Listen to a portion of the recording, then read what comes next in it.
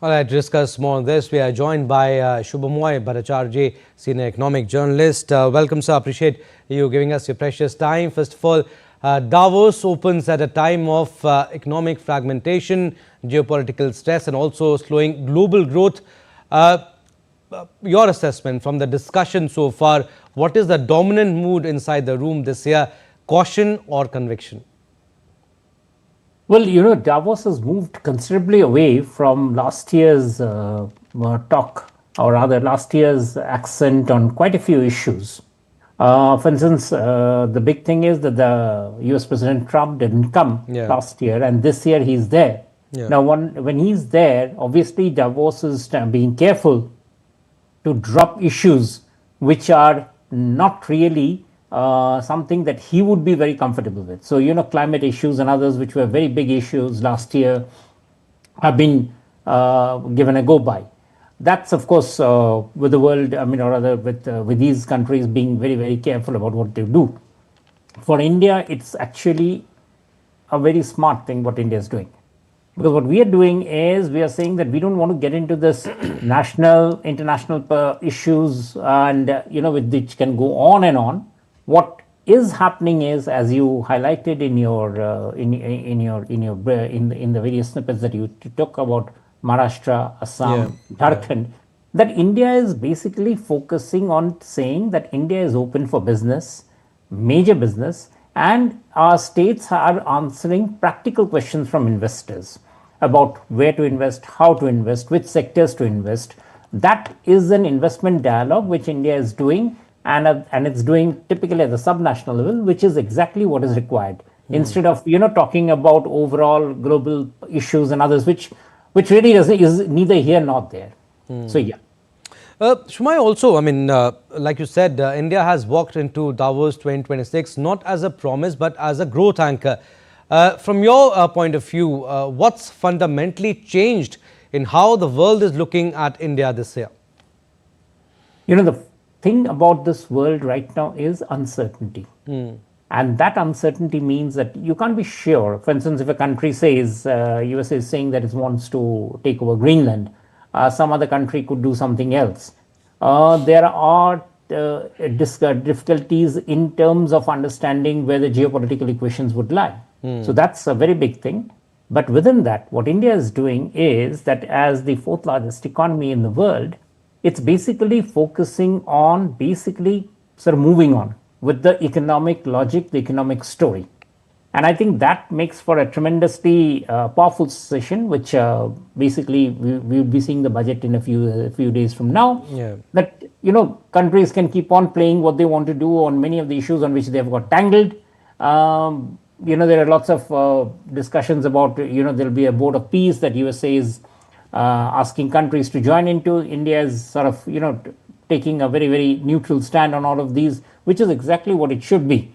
Instead, for instance, yesterday, the UAE president came over to India to meet the Prime Minister and signed a raft of investment negotiation deals. These things don't happen just for the heck of it. They happen because these are needed. So I think that that's basically what is happening. And I think that is where we should be focusing on right now to move on with our economy. Also, we spoke about Assam, Jharkhand, Maharashtra also announced MOUs worth $173 billion on day one alone at Davos. How important is this state-led push in shaping India's overall investment narrative at global forums like Davos? Well, one of the important things is, earlier on, Indian states would largely mean the South Indian states. And rightly so. Tamil Nadu, Karnataka, Andhra Pradesh, Telangana, Maharashtra, Karnataka, Kerala. These were the states which were actually taking the lead. What you see this time is two states, Jharkhand and Assam, which normally you would not call as investment poles till recently, have now become confident enough to look at, to push their economic agenda in front of the global investors. And remember, Davos brings in the top top investors. So to be able to do that means that you are confident that your policies are stable, that you can do things which exactly makes sense for people. Assam, for instance, is playing host to the semiconductor industry.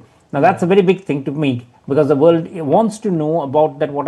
What is the story from any place about basically the what is called the new energies or new technologies, the sunrise technologies, which is basically the nanoparticles, the quantum technology, the renewable energy, the semiconductor. These are the ones which people want to hear about. And for Assam to be able to say that, yes, we are playing, I mean, we've got investments going out there, this is what is going to happen, then I think that makes a very major positive shift, and I think that is what people would want to hear, rather than the endless bickerings over issues which are neither here nor there.